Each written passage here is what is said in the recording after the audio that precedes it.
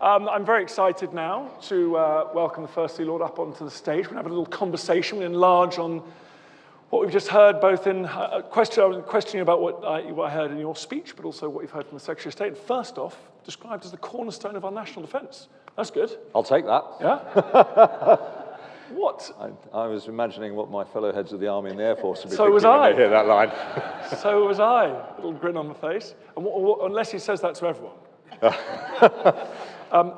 Let's talk first about MRSS, because there's been a lot of talk about that today and this morning. I mean, when you are sitting at your desk thinking about the nature of future conflict, thinking about the specifics, we've all talked about the sort of threat environment and the sense that we're moving into a pre-war condition. When you're sitting there, what do you hope to bequeath? How do you think those future conflicts will be fought, and what do you hope to bequeath your successors so they can fight and win?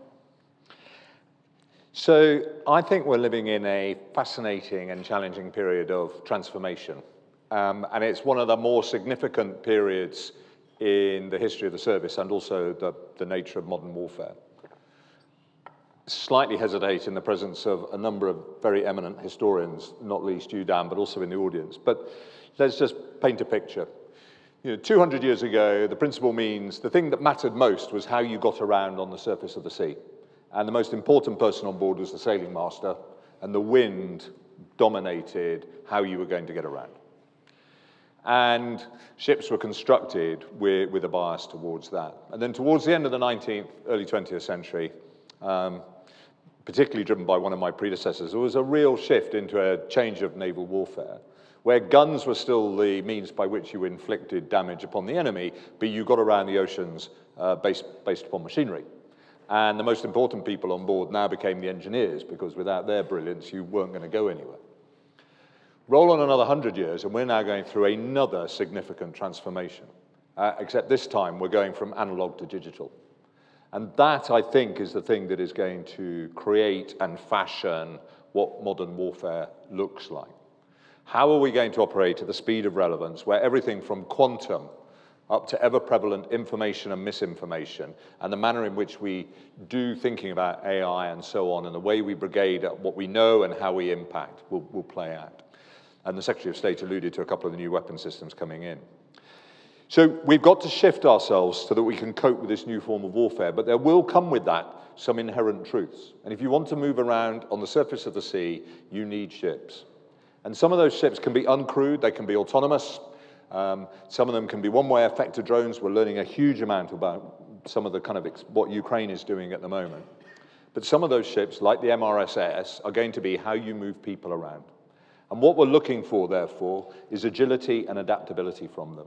And I hope that what we are doing at the moment, I and my colleagues leading the Navy today, is engendering a Navy which has adaptability and digital at its heart.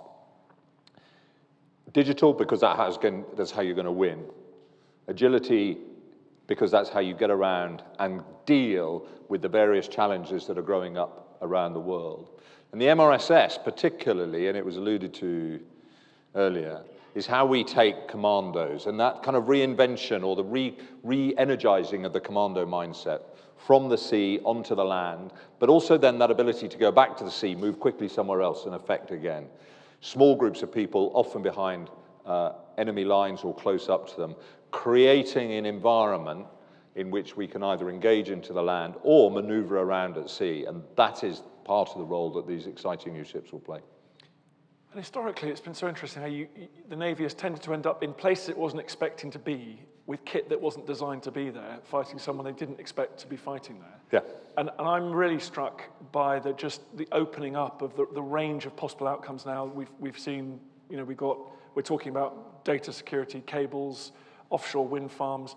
I mean, that's something that there's a wider spectrum of threats, surely, than you've dealt with at this point of your career. I think so, and I think if you look at also the way in which we're embracing the interconnected nature of the world, not only is it a spectrum of threats, but it's a spectrum of techniques and partnerships that are going to have to be very different in order to confront it.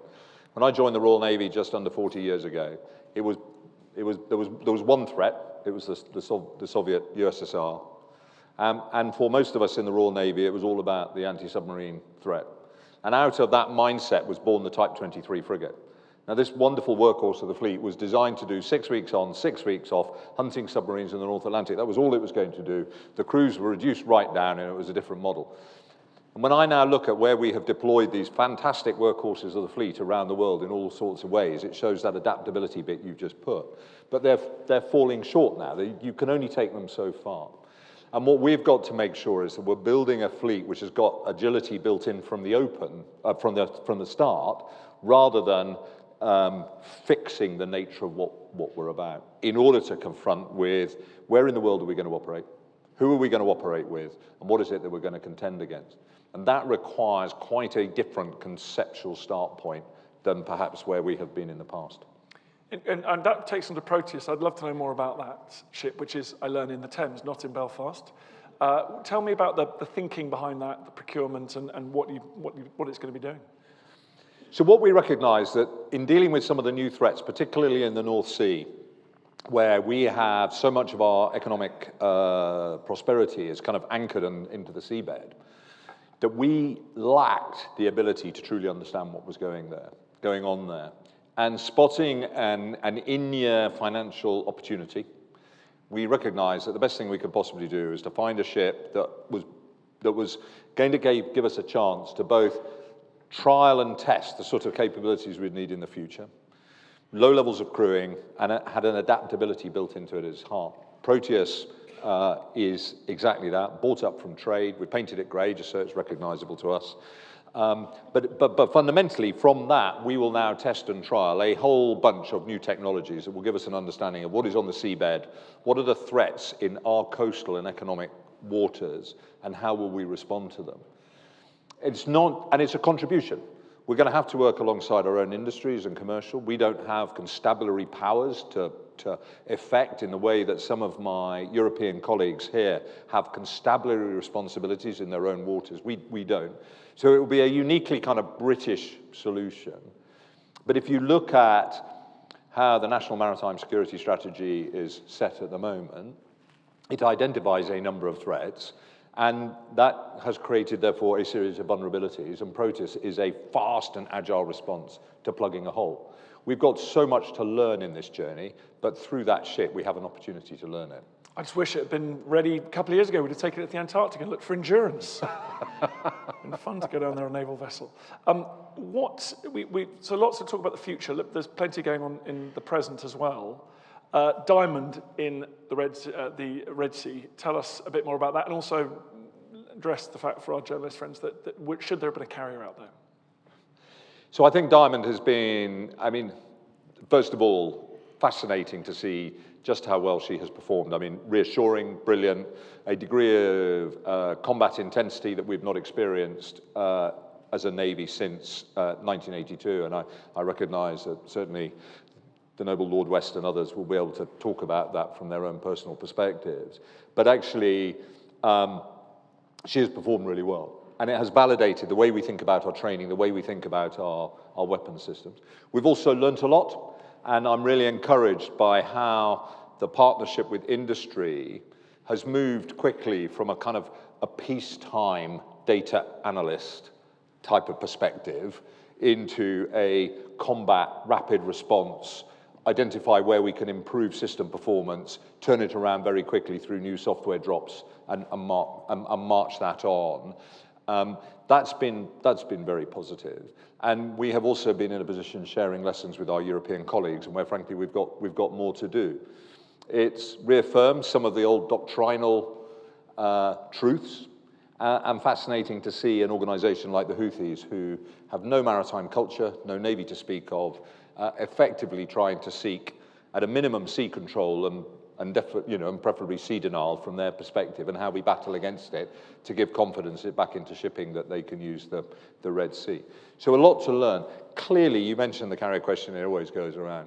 When the crisis first grew up last autumn, the Chief of Defence Staff, Tony Radakin, turned to me and said, what are the options you could offer? And being a sailor himself, he was well aware of the range of options he was looking for me to come up with, and so I felt I needed to explore the gamut. But ultimately, we were giving up choice. We were giving up, firstly, military choice for for Tony as the Chief of Defence Staff to work with head office colleagues and with international partners, and then for him to offer political advice and political choice to ministers as to what we would deploy. And clearly there was a conversation about would we have deployed a carrier out there. The Americans had a carrier in the region. It was felt that one was sufficient. There were other tasks for us to do. And as the Secretary of State highlighted, we then contributed through Prince of Wales into Steadfast Defender to make sure that the NATO, the major NATO exercise of the last couple of months, also had deployed carrier aviation. That's what partners and allies do. They balance around the world.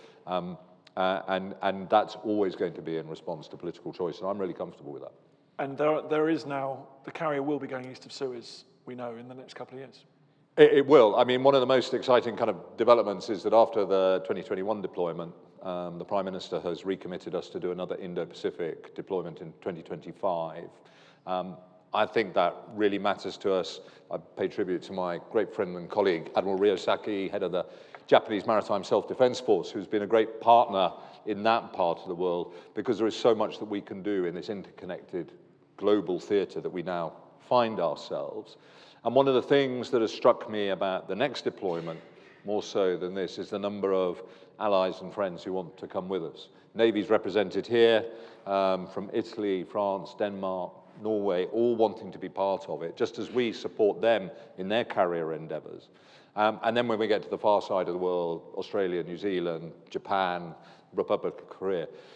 So the carriers are kind of convening statements which allow us to demonstrate the strength of international alliances and partnerships, that no one nation is going to deliver all of this on their own.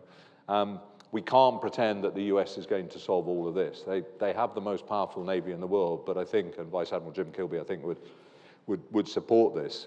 They don't pretend that they've got all the answers, all the solutions. And so us playing our part in part of this global connected piece is really great.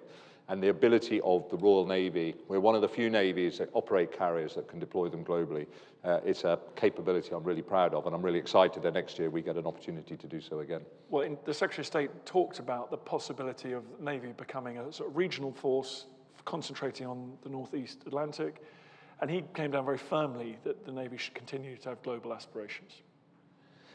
NATO is the cornerstone and is our principal obligation that we must fulfill, but it's not an either-or conversation, which is the bit that I think is kind of too binary, too simplistic. This is a both-and.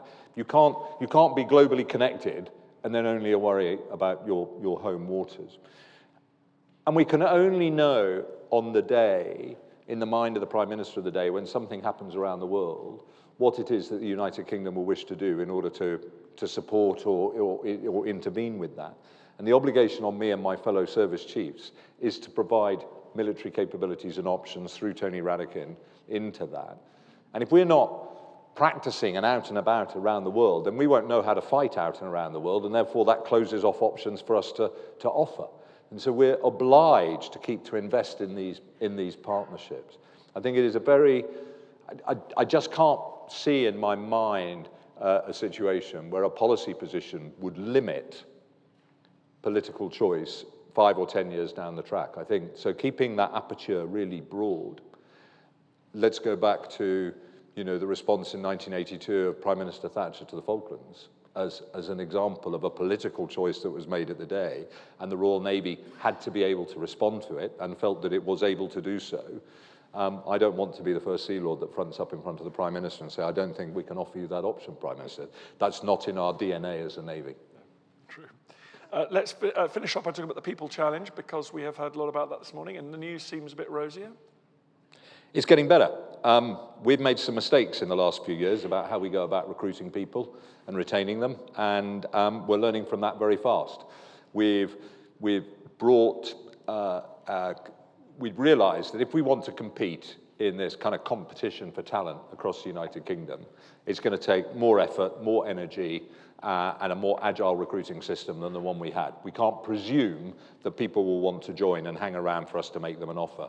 And the work that we've done to accelerate that is paying dividends. New entry training establishment is fuller than it's been for many years, and we've got people genuinely excited about the sort of careers we can offer them. And if we get it right with the Haythornthwaite opportunity, which the Secretary of State reverted to, then we stand a much better chance of retaining them, and therefore being able to crew very imaginatively the ships we'll be operating in the future, which will be a different model to the one that existed when I joined the Navy nearly 40 years ago. And it has to be, because society is moving on, and if we don't reflect that, then we will fall well short. But you will recognize that because history tells us that adapting our personnel model is a fundamental part of our success story. Indeed. Thank you very much first for the... Dan, thank you.